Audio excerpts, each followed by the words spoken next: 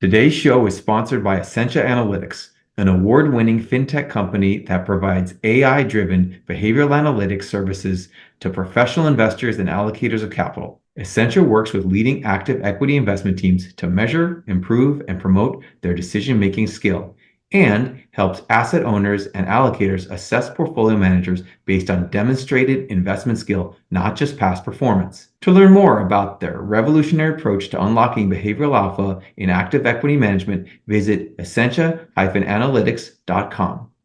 Welcome to the Compounders Podcast. On this show, we explore the topic of compounding from various angles, including through interviews with public and private company executives, investors who focus on compounders, and newer investment firms that are building a business they hope will become more valuable over time. All opinions expressed by your hosts and the podcast guests are solely their own opinions and do not reflect the opinion of SNN or its affiliates. This podcast is for informational purposes only.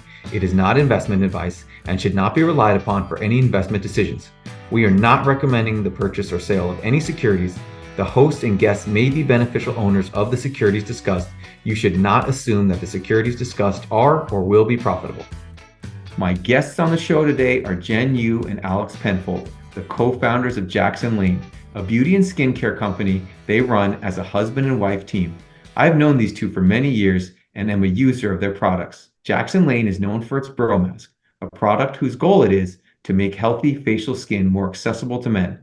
In this wide-ranging discussion, we covered the founding idea and story of Jaxon Lane, how Jen and Alex figured out how to navigate a brand new industry, the differentiation that comes from focusing on male skincare products, their strategy for growing both e-commerce and brick-and-mortar sales, and their approach to new product innovation.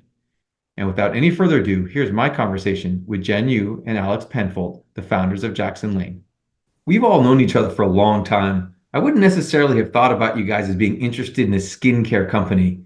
Can you talk about the founding inspiration for Jaxon Lane? Well, I can take that one, seeing as we're a men's skincare brand and I'm a man. And so Jen actually has a Korean friend who was bringing these suitcases of sheet masks back from South Korea on her trips out there. And then I sort of find myself putting these on and noticed that they were actually having a great benefit to my skin. And so for 2 or 3 days, you'd be glowing and have, healthy skin. I did notice that, the eyes were too small for my face. And then if I ever had any facial hair, they would just hang. They were, all sheet masks were one piece.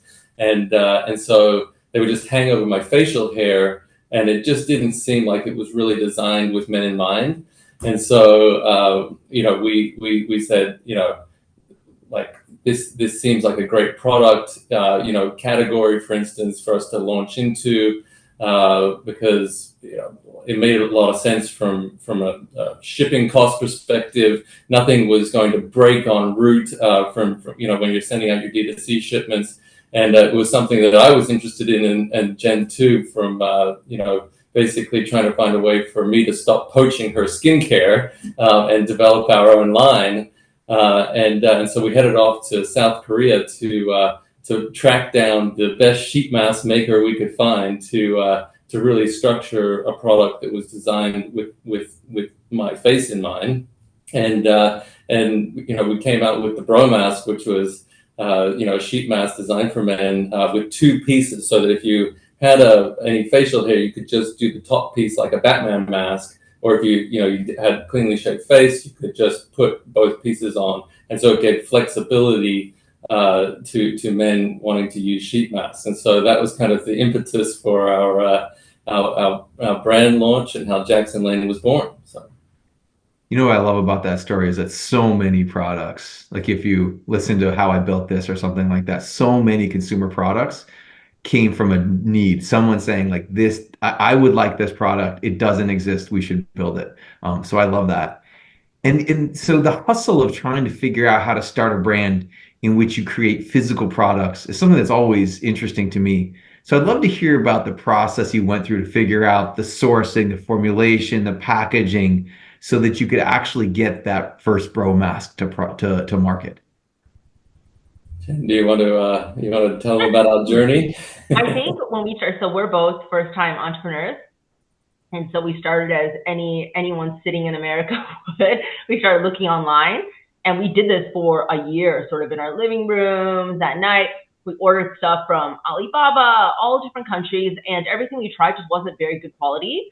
And so that's when we had this realization, we had to go over there to have a look, right? Knowing that South Korea is the mecca of skincare technology and innovation, we went over there. So there was a specific type of mask that I wanted because I knew was available in Asia, but hadn't become popular in America yet. That has much better results than a normal cotton sheet mask. It's made of hydrogel, which is used in hospitals for wound healing. So extra hydration, drug delivery, etc. So we headed over there, went to a convention and lined up all the manufacturers that made the specific type of product. And then we found the best of the best and then partnered with them to custom make our first product, the Bro Mask, right? And for us, I think that was a big learning experience. When we headed over there, we realized in Asia, the skincare market is so big that the best manufacturers they're not incentivized to go do small businesses in America because they don't need to do that, right? They have to spend all this time with us. And, so there's not, unless you really make a real effort to go source the best products and find the best manufacturing partners, you cannot essentially make an excellent top of the line, cutting edge new skincare product by making it in the US. So that was an interesting experience. And I think, for us being first time entrepreneurs, we didn't have the option to really make a couple hundred in our garage, see if anybody would buy it. Because when you go to Asia, I think our first minimum order quantity was 50,000 pieces, right? So we couldn't do that. It was like, this stuff is going on 7 pallets, it's getting shipped to a 3PL. And we had to really double down and do the marketing from day one because we just didn't have the option of testing the waters. That's so interesting.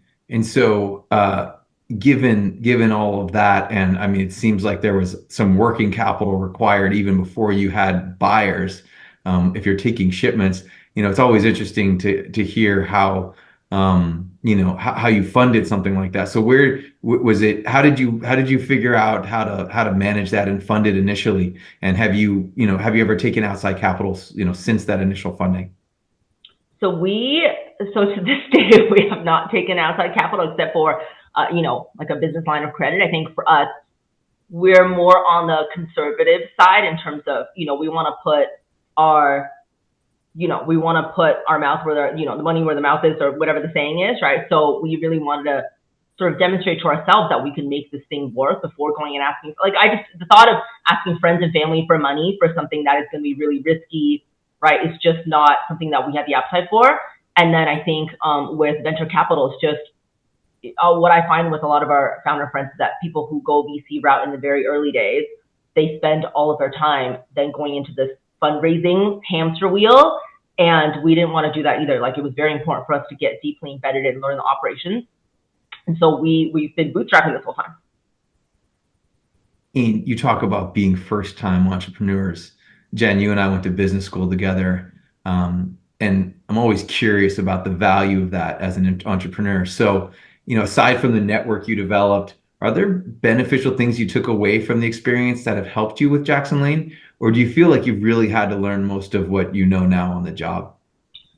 I think in terms of, what I do on a day-to-day basis, it was all on the job. But I do think that what business school gave me is sort of like a kick in the butt to get out in the world.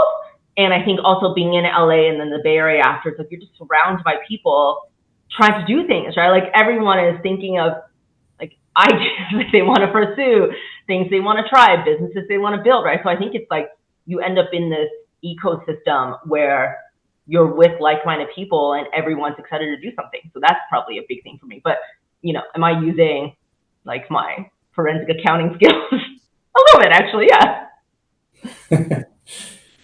And so maybe Alex, since I'd love to throw this one to you. Differentiation is something that's really important but hard to achieve in the skincare space.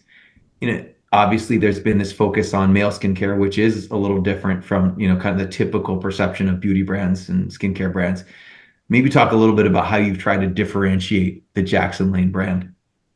Yeah, so when we first launched, with a sheet mask, sheet masks this is about 6 years ago, sheet masks were just becoming popular in America. and there was nothing being marketed towards men specifically. So that in itself was a differentiator, and a very early great press win that we got. We were actually interviewed by the Wall Street Journal, and we're in the weekend edition. It was the kind of story was it's like, not only are men doing skincare, but now they're doing sheet masks, and so they kind of brought us on and to talk about that, and so I think with our first product, it was like a hero launch, is a right product, right time, and that kind of like gave us this great kind of press story in terms of different websites picking us up, getting grooming awards for our products because they were so fantastic within the category, and then as we've launched new products, we've always set out the goal of designing something best in class within each category, and kind of solves a problem that I think, or Jen and I both think, that sort of men are hesitant to adopt a product because of X reason. So for sunscreen, for instance, it was an early product that we took on. My father has a history of skin cancer, and so it was really important for me to develop a daily sunscreen that could be used where it didn't feel like you had a layer of cake on your face, basically, and had a greasy and oily residue. So we made a big effort to create something that could be worn daily by men, just driving in the car, going to the office, going out for lunch, and really get men putting on sunscreen every day, as opposed to just at a beach barbecue or when it's like going to be spending hours out in the sun. We have a powder enzyme cleanser, which is pretty unique in the market too. It's not common, but then I was traveling a lot at the time for work, and found myself leaving my face wash at home because these large face washes are full of liquid, and it's not TSA compliant for carry-ons. And so we launched this unique powder cleanser where you just take it and mix it with water, and it turns into a really nice lathery foam. And so as we release each product, we're really thinking in the back of our minds about, okay, like what is the differentiator with this, and how is this going to sort of jump off the shelf to a male consumer who may not be necessarily looking to really get into the weeds and start asking questions about a skincare routine and a specific product. So our products have very bold packaging. It's when you see the bra mask on the shelf, it's sort of men will be like, well, what is this? Like, it's clearly for me, but I'd never even heard of a sheet mask before, and start asking questions, and then that opens the door then to having discussions in point of retail with sales teams that have been trained on our product line, to then introduce them to our serums or moisturizers and things like that. So we've I think we're serious skincare with incredible formulations, but we're not taking it too seriously in terms of the marketing. We have a fun aspect to it, which has resonated with men, and then also, like, we have a lot of celebrities using our products too, and that helps with adoption as well in terms of getting our brand name out there. You talk about this being an attractive category, beauty, skincare, maybe even the male side's even under-penetrated. Do you have a sense of like how fast this market's growing, just in maybe US and Canada, for men's and women's products that you're selling? Yeah. What does the TAM look like? Yeah, so for the men's market, in 2021, it was valued at $13 billion for just the skincare space for men, and growing at a compound annual rate of 4.5%. And then, whereas if we go into the men's sort of grooming space, the hair care, beard care, and inclusive of all areas, it's valued about $30 billion. So skincare is a significant portion of it, and we see that as only growing based off of what we're seeing from our customers, where younger leaning customers coming into their 25 to 30 year of age point are talking with their friends about skincare, and that's something that the 40-year-olds today when they were in college we're not necessarily talking about. So we have a new generation coming up now that is very interested in skincare, and it's not something that is shied away from or not talked about anymore in that college age demographic. And so all those people are now coming into our kind of target range, which is 28 to 45. And we see that being a really great opportunity to we're not focused as much now on just like trying to get a man to use a moisturizer. It's more about, now we can speak more about the specifics of why our moisturizer is better. So in that response, you hinted at, kind of educating customers. My sense is that most men don't think about taking care of their skin anywhere near as often as most women do. So how, whether through, kind of digital or in-store experiences, how have you thought about educating potential men customers about why they should spend more time on and money on skincare products? Well, Jen's our marketing guru, so do you want to take that one, Jen? Yeah, I think that is a tough one, right? I think we do spend, it's almost like for us, the first adopters that come to our brand are people who already care about how they look, right? They're looking for, once men start down a journey, it's like if you keep going down the path of what's better, doing more research, what's better, you eventually end up with us. And so I think what we're finding is that a lot of our initial customers are people who are already into skincare, right? And I think when we talk about scaling the brand and sort of moving towards that, like who's like the common show in America, I think that is still a bit of a gap for us. And we do a lot of, we partner with dermatologists, right, to formulate, but also to talk about the product in press and, to educate customers on that. We work a lot with celebrity groomers. And so they're also out there sort of, onboarding the clients and celebrities to really understanding what a good skincare routine is. And we also do it in social media, email marketing, but it's almost like it's never quite enough. And I think men, they only start on the journey when they start seeing problems. This is a lot of men, right? So if they hit 30, they start seeing the eye bags and lines, and, they'll start searching for, how do I get rid of this? And they'll end up with our eye gels, right? But in terms of general education, I think that is still a big question mark for, the overall industry. And I think that what we found so far is, we have a lot of men using the products, and the market is it's smaller, so it's growing faster than the women's market. But some of our products are loved by women as well. And it's just the sheer volume of female customers versus men customers is almost like slightly incomparable, right? Like half our users for our sunscreen are women, and they just buy in such greater numbers than male customers. So I think we have a long way to go with customer education. What I think is interesting about the brand is that you have a higher end premium quality product at a reasonable price point in a space where, beauty products can be very, very cheap, but also ridiculously expensive. Maybe you can talk about like positioning the brand where you did, and kind of like, there must be a value component that you're trying to get across to people. Like, this is a great product at this price point. Maybe talk a little bit about how you've, came trying to bridge that gap. I think, when we launched Jaxon Lane, we knew that we wanted to be able to play in a luxury space. And so there definitely is a minimum price point you can set to be in, like, for instance, one of our retailers, Saks Fifth Avenue. And then, but at that in that category, you need to drive a lot more units at a lower price point, because they may have $150 moisturizer, and obviously there's a difference in how many units they need to hit the same revenue number. But we just in founding our brand, felt like I was the customer basically, and it's like, what would I want to pay for a really great quality product, and what was my price sensitivity, to be honest, because that was kind of our starting point.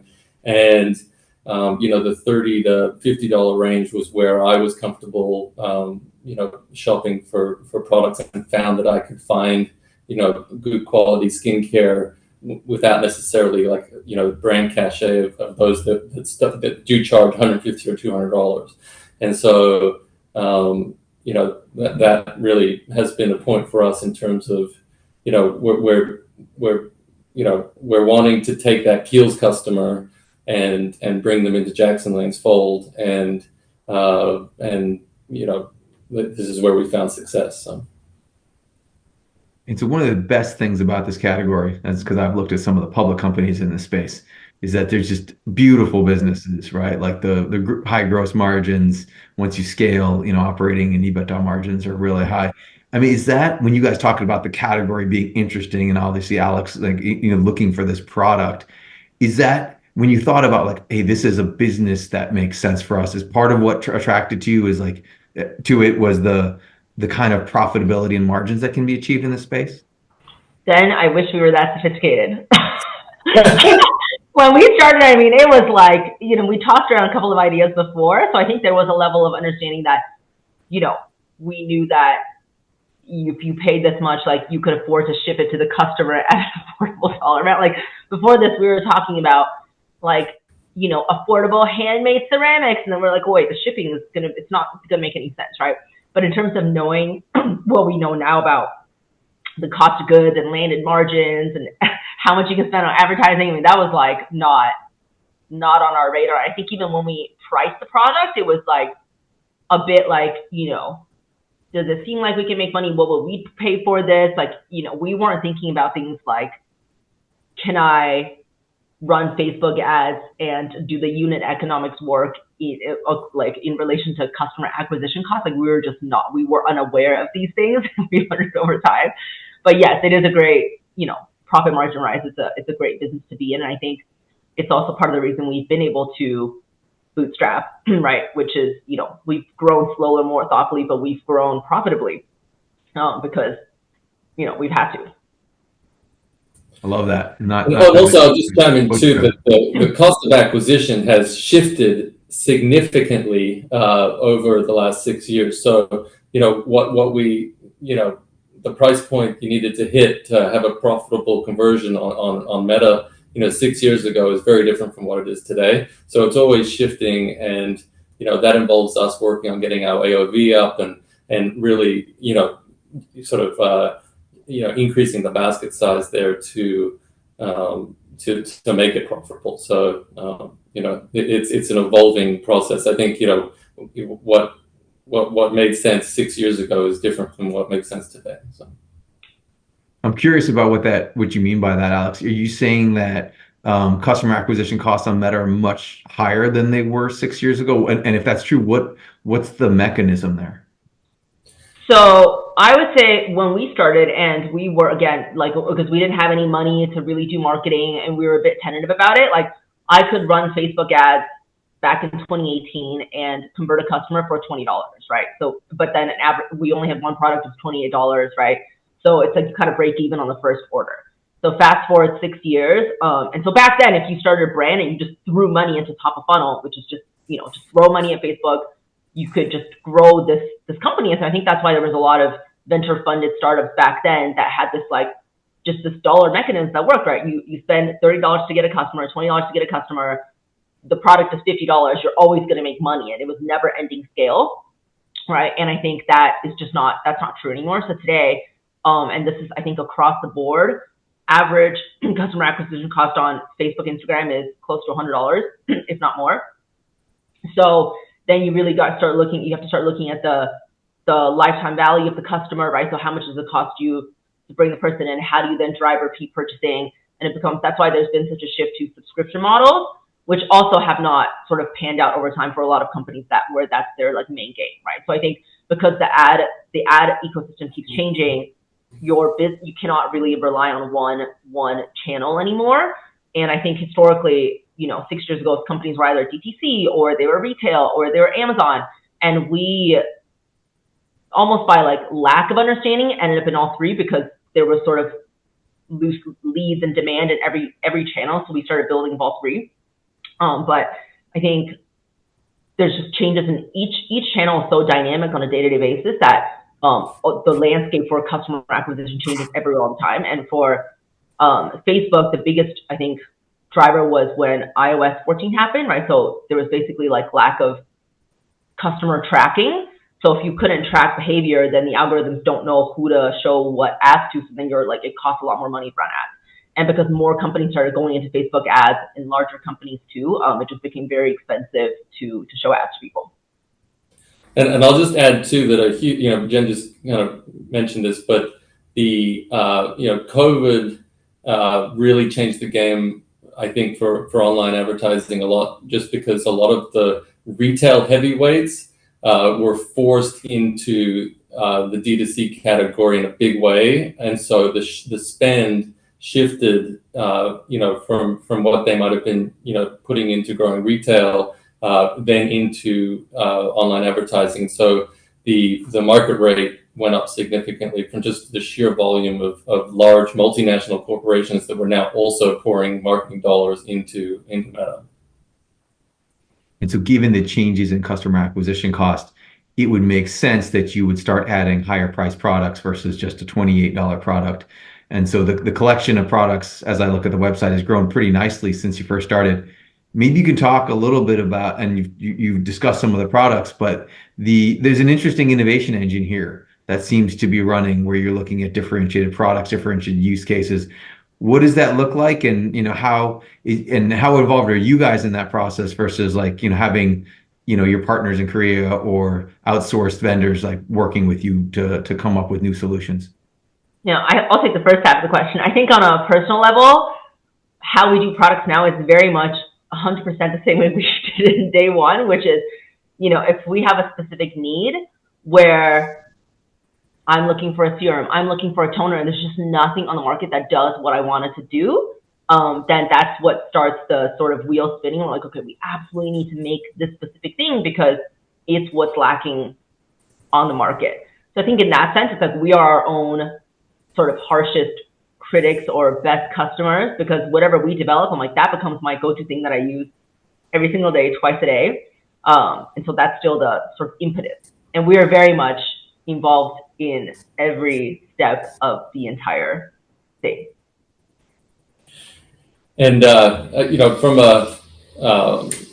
would say when we initially started out, we launched with a sheet mask. It became popular. And so there was a point at which was like, oh, should we become a sheet mask company that takes off on this trajectory and really continue to grow into different categories within the sheet mask and just kind of completely own that segment of the skincare market. But then ultimately we did, really feel passionate about replacing all of our products in our bathroom with products that we want to use every day. And so that's why we kind of, moved into building out a full line. In terms of, skincare step routines, I have a pretty, built out skincare routine, just, partly from just always wanting to try new products and testing things that are out there in the market. But where at the end of this year, we should have what would be, considered the essential skincare routine. And so, it's taken us a while to get there, because it does take us a long time to develop each product, because we're not taking, formulations off the shelf and repackage them and sell them. We're actually developing custom formulations and which has been fantastic for us because we keep our eye on new ingredients that are, being developed all the time. And new technologies, and then we're able to structure the formulation, around these new, combinations of key ingredients to build really effective products that work and have great results for our customers. Yeah, and I'll just add one last step on the technical aspect. Obviously, we're not mixing the stuff in, right? So we not in the garage. Exactly. You don't want to put that on your skin. So we partner with some of the best dermatologists in America in the actual formulation. We think about what's the market need, what do we personally want it to do. We have a solid understanding of ingredients and all of that. But in terms of efficacy, specific formulation, testing, we work with dermatologists here, and then we also have an amazing R&D lab in Korea. And I think the third aspect is very early on we started selling in Europe because we're a European retailer. And so in order to sell Europe, you have to go through this incredibly rigorous regulatory process, which doesn't exist in America. So basically, whatever our packaging says it does, if it's, brightening, decreases the appearance of wrinkles, anything aesthetics, it absolutely has to be able to do that from a scientific basis in order for it to say that on packaging. Or it's like you can't send the stuff into the country, right? You need to go through all these things. And so I think for us, we're not, I think there's a lot of startups where they just like, they can say whatever they want and they just slap a label on it, make the stuff in a garage, and they sell a few hundred units in America. And we've never been that brand. And as you think about where the brand can go over time, I mean, there are a lot of other logical categories that have to do with, whatever, hair, shaving, like all kinds of other, more products for women. Like, what do you think the logical path is in terms of expanding the existing product set outside of like what maybe facially focused skincare products? So we, that they're in predominantly women's focused space, there are, skincare focused brands that are huge, right? And have been incredibly successful pursuing that line. And we did not see that, as much in the men's space, right? And so we knew that there was a lot of room to grow within skincare. And so that has been our sole focus. It's just really trying to become the destination for high quality skincare for men. And there's a lot of room to grow in that area. And so we're continuing to forge down that path. Now, there are other logical steps here that, move into, beard care, shaving, different things that are specifically dealing with your face. Like, what are you putting on your face when you're shaving? What is in that shaving cream? And so then those are new categories that we go into, once that we feel certain that we've got a complete hold on people realizing that Jaxon Lane is the place to come for skincare.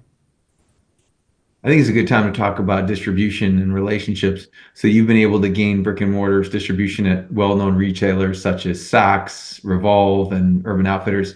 I'm interested in hearing about how you're able to source those partnerships, given that, you didn't have a well-known brand and this is not like a huge company that can just, command shelf space. Talk about how that all came about. Well, I can take the first part, Jen, and then if you want to chime in, but so since day one, we have had a publicist who has, been fantastic. So, our OG publicist was fantastic, and she brought on a partner, and now we're working with her partner because our original publicist moved away from the business. But that was, I think, like the key to getting these retail relationships in the first place. Because we launched with micro influencers that were putting our products out there. We were able to get some key writers in the men's space that were then watching those micro influencers to take us on, and then move into like grooming awards and different things, and putting our product in front of these review panels that are Esquire, GQ. They all do annual grooming awards, and every single one of our products has won one or multiple awards from all the major kind of players in the space, and so retailers were taking note of that.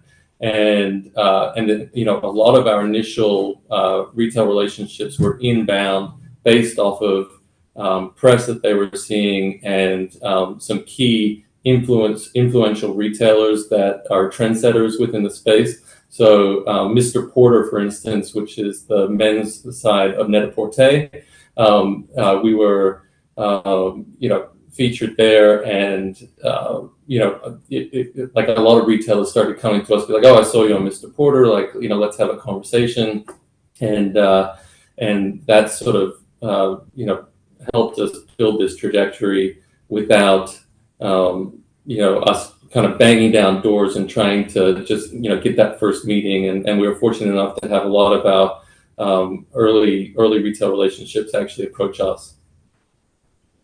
And it's my sense that the bigger retailers are often very demanding customers. And I'm curious about, how you found that process, right? Like starting a brand from scratch, like going to Korea, sourcing the products, like all of that stuff. Like, how have you found, like your ability as a small brand to service the needs of those larger customers? Jen, do you want to jump in? Yeah, so I will say I'm not sure we've perfected that part of the business. I think that's a huge opportunity for us, and it's the reason that most of the places where it have been inbound, because I don't think we're at the scale and internal process where we can go really support a huge one like an Ulta, right? So retail requires a lot of management, because if you think about it, especially at these places like Saks or department stores, right? There's somebody, it's like when you walk in the stores, you don't just pick stuff off the shelf and try to figure it out like you're talking to a person, and you're really reliant on that salesperson to recommend something for you. And so that means, especially with, the amount of sales turnover in retail stores, we have to be constantly educating all of our physical stores on the ground, all the salespeople, to make sure that they understand the product, they're excited about the product, and that when there's turnover in the store, that continues. And so I think because we're so small, we have yet to really find a scalable way to do that. And so I think for us, this coming year really is a lot more of a focus on that, right? So I think the retailers we work with, luckily, are sort of, they're ones where they're looking for something that's differentiated, that sets them apart from the other retailers, right? So that they've got like the hottest, most exciting new stuff the celebrities are using, or whatever the story is.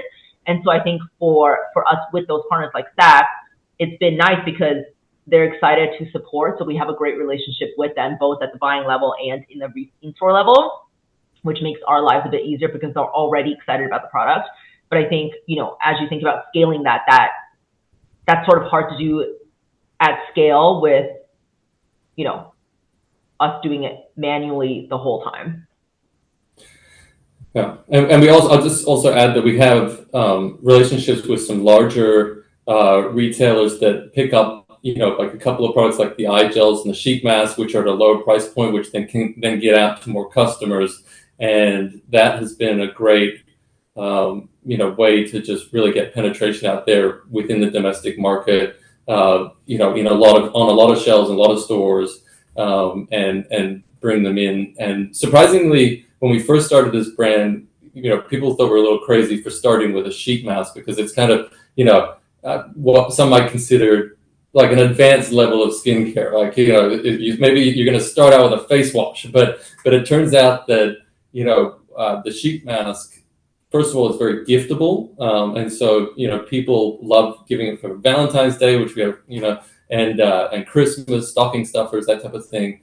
And men will put it on their face, and, one of the best things about this is it gives immediate results, and it lasts for 2 or 3 days, right?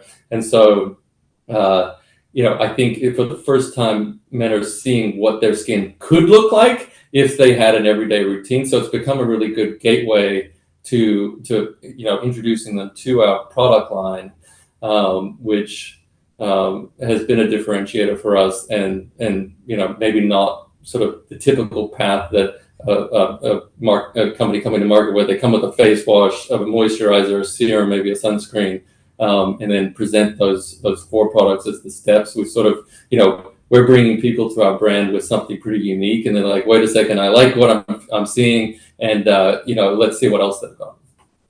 I will say one more thing on retailers. I think there's been like a niche category that we've been successful with, where they're doing the customer education as well. So we're at a lot of high-end spas, and so a place like Pebble Beach, in their spa, they can do a bro mask facial, like they finish with the sunscreen, right? So I think that's also been a very interesting and good channel for us. That's got to be great with branding, right? With higher end customers as well. And so when I think about the brand and my experience with the brand, my sense is that you have a good pulse on what works when it comes to digital advertising and generating e-commerce transactions. You guys are active on Instagram. I mean, I'd love you guys to give an overview of the Jaxon Lane approach to digital commerce and D2C. And we've talked about the Facebook, the change in Facebook ads, but like maybe from a content perspective, education perspective, I'd be interested in the approach. Yeah. So this is content, a very interesting and evolving journey. And I think content is a passion of mine.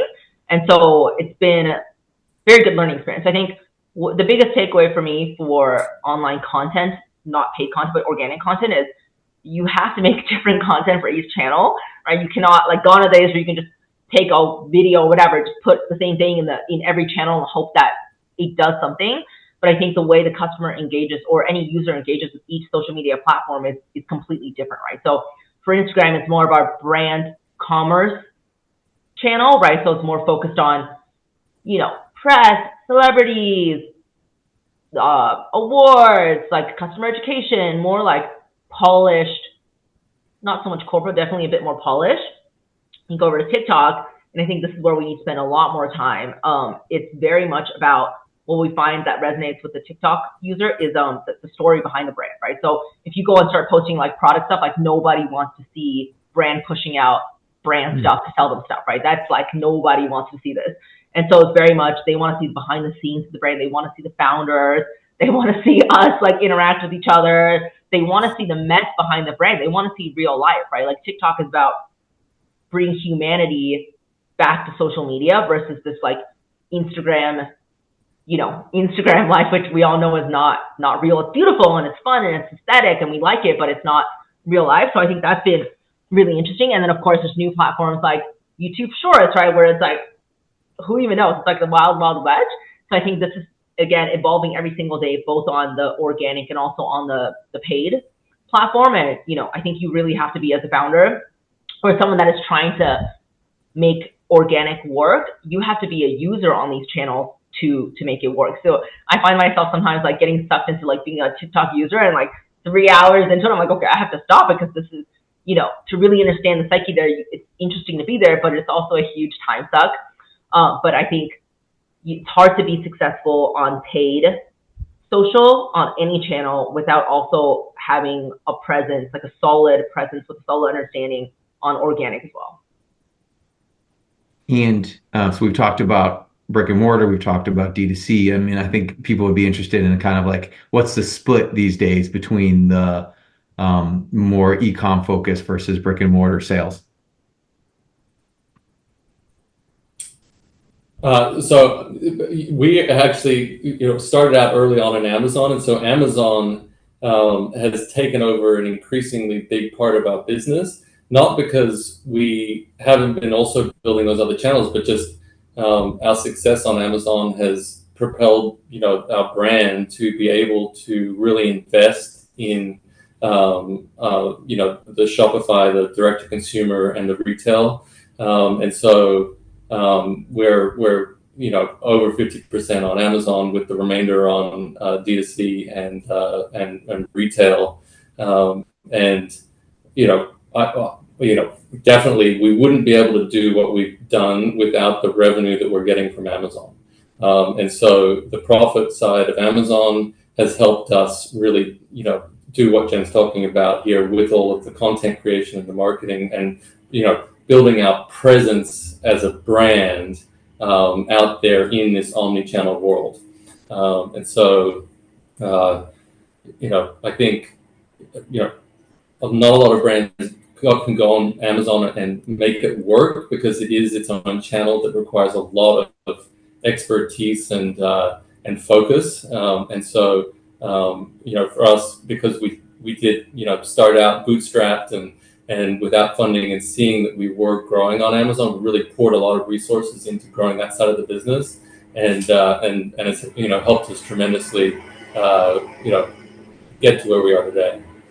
Yeah, I think it would be hard to do business without being successful on Amazon these days, because like people are there to shop on Amazon. Like they're not on Facebook to shop, right? Like, so I think that's also part of the dynamic of the customer acquisition cost. It's just like they're looking for something, and if it's got good ratings, it's going to sell, and that brings us a lot of new traffic as well.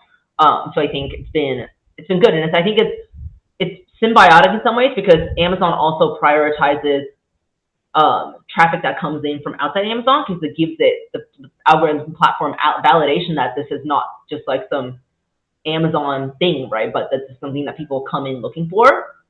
So it's interesting, because I think 6 years ago, I think there wasn't so much of a relationship between all the channels. But nowadays, I think the average number of times a customer sees, and this is not just for us, this is in the market, average number of times a customer sees your brand before they make a purchase is like 7 to 10, right? So it's like they're seeing an ad, they're seeing it in press, they're seeing it on Google Ads when they look for something, they see it in Amazon, they see it in the store, they sign up for email marketing and sign up for SMS. So I think it's the whole ecosystem sort of has to work together these days. And I think sometimes it's a bit hard to like quantify the specific relationship because it's difficult to track the person everywhere, right? But we definitely are aware that every platform impacts the other ones, but definitely where people like to shop, and obviously myself included, like I like to shop on Amazon because it's fast and you can return the stuff, right? So I think we have an understanding that that's just sort of where people like to make the purchase sometimes. Yeah, and a lot of that, what we're doing on social and all that has helped us achieve the metrics that we're getting on Amazon. So our total advertised cost of sale on Amazon is 15%.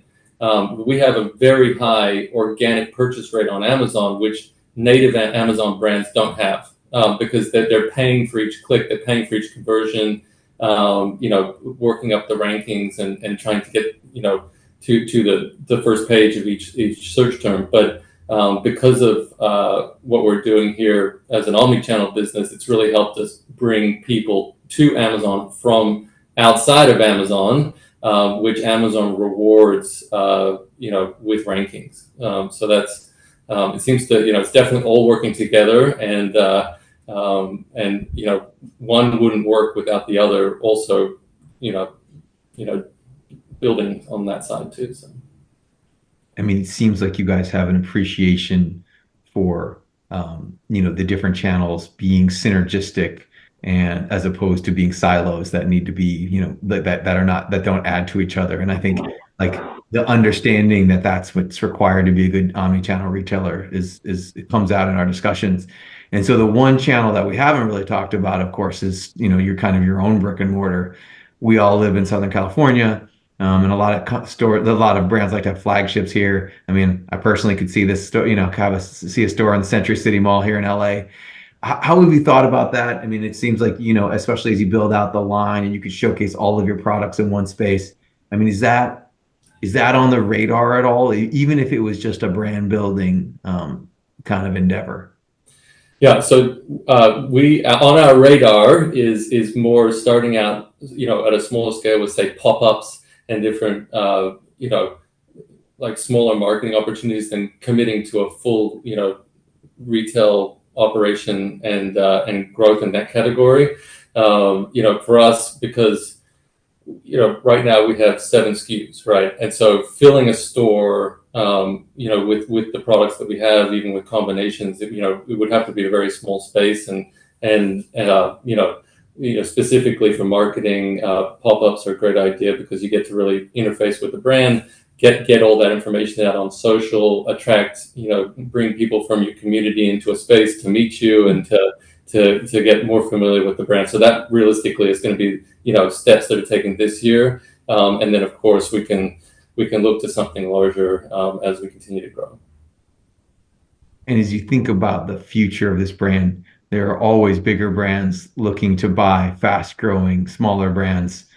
And we always ask this question of the founders we speak to: is this company being built with an exit in mind, or do you see yourselves running the business together for years? Well, maybe we can both answer that, but so as a husband and wife team with a bootstrapped business where we own our company, we're increasingly seeing more profits from the operation that we've had, and we're passionate about growing this brand, without looking for a quick exit, right? So because we don't have conflicting interests as founders in terms of what we're trying to achieve, with 1 to 3 years, maybe when you have a 3-founder group with different families and different realities of what they need out of the business, we've been able to stay aligned on that, and I think that is what is helping us grow a healthy company at a profitable rate here without overstretching ourselves to the point where we get over leveraged or run into some, basically caving into outside pressures that would stop us from being able to get to an exit. And so, exit is definitely always on the horizon, but we're, not anywhere near that point yet. So. And you're the first husband and wife team we've had on the podcast. I bet everyone listening would be curious about how working together impacts your relationship at home. Yeah, Jen's good about talking about this. Yeah, everyone else is divorced. That's why we're the first ones. No, I'm joking. So I think for us, we've had we've had our ups and downs. This is not without its trials and tribulations. And I think we've been founder partners for 6 years. We've been married for 7 years. So it's been with us pretty much as long as we've been together. And I think what makes it work is that we have the same goals, right? Like what Alex is saying, it's like we want the same things, and we both love doing it. I think this is why for us, it's, we're definitely going to exit at some point in the future, undetermined, but we love what we're doing. So there's no rush to sort of like cash out because there's nothing else I want to do at this current moment. And I think when we hit the rough spots, we've been really good about building a support structure around us.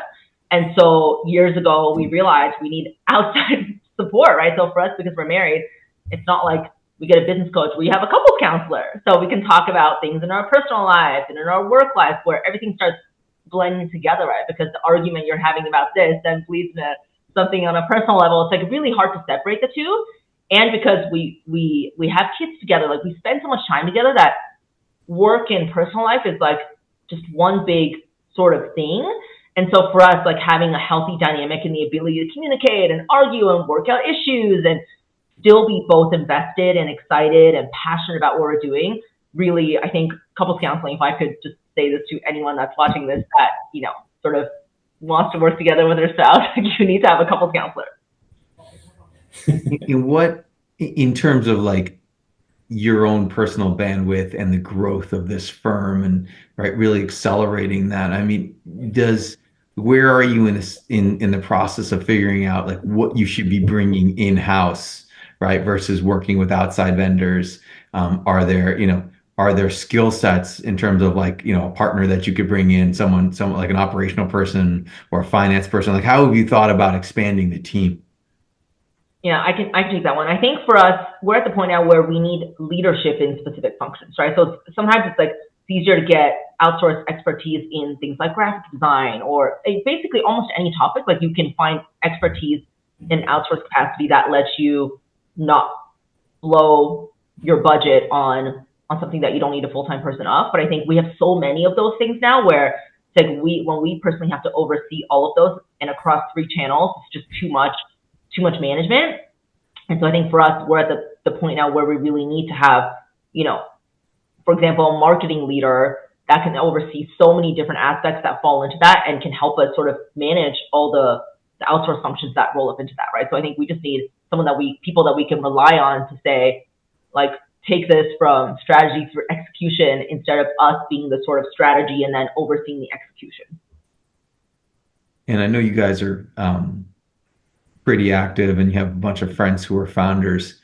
What I know it's a little bit of a curveball question, but I'm interested in like what do you is that part of your network? Do you bounce ideas off of people in terms of not necessarily like products and stuff like that, but like have you ever faced this situation? Do you have a good network? Because I think that's one of the benefits of like working with a VC is that like in theory, like they'll be on your board and they can introduce you to other founders and they have all these partners who have done millions of deals. How have you guys tried to like supplement your own experiences with a network of other founders around you? We actually have a very rich founder network. I think over time, especially I think in California, there's an emphasis on sort of supporting founders from diverse backgrounds. And so for me, like I've been involved in different women's founder networks, and I'm in one called Gold House. It's an Asian founder network. And that has turned out to be like a wealth of relationships, right? And so I think when you find certain ones where there's a common bond or people are in somewhat similar stages, people are very willing to chat. So over the last few years, like I've developed very close relationships with founders where I'll just say like, I'll text them like, what are you guys paying for SMS? Or like, are you having this issue? I mean, it's like every tiny single little problem, we will go to another founder. And I think that made our lives difficult in the first couple of years because we didn't have that. And I think but it's like you almost don't get access to those things unless you've proven yourself to some point. You have a valid brand and you're credible founders yourself with something to offer back. And then it's like, it starts expediting your business and the way because you just skip a lot of trial and error. And I would say also like a lot of brand partnerships that we've had, a lot of marketing exercises have come out from these relationships with other entrepreneurs. And we also have more technical, entrepreneur networks too. I'm part of MDS, which is more of like an Amazon focused entrepreneur group, business owner group. As we troubleshoot different issues, that's really come in handy too, because it's happened to somebody else before. So rather than trying to reinvent the wheel, you can lean on those relationships to really try to problem solve and figure things out. So. And I will say one last thing about the founder networks. I think it's almost like it's also great for your mental health because it's very stressful being an entrepreneur. And with like-minded people going through the similar things, like you can kind of laugh about it and commiserate, and it just makes everything feel better because you're not like suffering through whatever's happening alone, and it's happening to everybody. And you guys are 6-7 years into this, and we've started with it just an idea among many ideas, and it's now a business that you guys are going to be spending all your full time on. I'm interested, as you look out over the next 6 or 7 years, what would success look like to you if we're having this conversation again in 6 or 7 years? Well, from my perspective, I alluded to this before, but really establishing ourselves as the go-to skincare brand, for men's focused skincare products, and being up there with the top names in category as just being for efficacy, for reputation, and for results, and with a side of humor. So yeah. I think for me, this is probably the business school and corporate career coming in, but I think for me, in the next few years, having like smooth structured operations and infrastructure across all of our different channels at scale would be something really good to shoot for versus, still building and firefighting and all this like bootstrapping stuff, right? So I think really ironing all of that out would be great. And do you feel it's 6 years in, do you still feel like you're like at 100% startup mode? Does it feel like 80% startup mode? Like what do you like, where are you in that journey of like, from like cold start, full startup to something that feels a little more mature? Where do you feel like you are? Well, from my end, I think in past year, we now have an office with a warehouse. We knew when we signed that 3-year lease that we're still going to be here, and we'll this has legs and it's going somewhere. And I think that probably within the last year. So it did take 5 years, but we're finally here and feeling good about the growth. And as Jen said, we just have some internal structures to put into place to really help us scale up and continue growing. But it was not an overnight feeling of we passed the startup stage and we've reached into to some sort of middle market area. So yeah, I think internally, I definitely feel like a 180 from when we started, because I think when we started, very little things would be very stressful, and now it's like like when things happen, it's like your ability to handle problems and stress is like not even the same. So you're playing like in a different league now, right? So I think in that sense, we are definitely much further ahead. But I think the bigger the brand grows, the more different kinds of issues you have, right? So I think it's a bit of that as well. And the ecosystem changing so much and the financial environment changing so much. There's so many things where even if we are feeling mature and settled in some ways, it's like the ecosystem changes so much that it's just constantly like new things all the time. I think this has been a great overview of the journey and the struggle and the relationships and all that stuff that's required to be successful in founding a company. So we'll close with a question we always ask our founders and CEOs. What do you think is the most misunderstood aspect of the opportunity Jaxon Lane has in front of it? Well, for me, it's that men actually like skincare. So, like I think that, the naysayers out there, oh, men don't do skincare, it's nothing, men go to the gym, men take care of their hair, men take care of their beards. Well, the skincare is there, and it's, it's a huge part of presenting yourself and looking handsome, and to say that, skincare shouldn't be a focus area of Jaxon Lane, I think, would be wrong. So, Jen, I think for me, it's a pivot from sort of where we started to where we are now in our personal story and the brand, where we really started this to find excellent products for Alex that would resonate with him. And I think over time, it's like we're making such amazing stuff that I find myself using everything. So it's become our brand.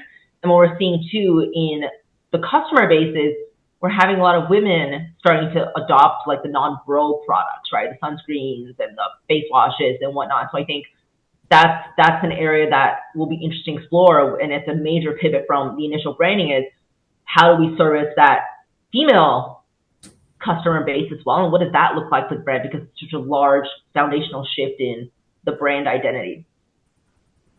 Well, this has been awesome. Thank you so much for being on Compounders. I hope that we will have some clips that you guys can put onto your TikTok account to share, to get because you get a really authentic brand story from this conversation. So thanks again for being on Compounders. This was amazing. Thanks for having us, Ben. Thanks, Ben.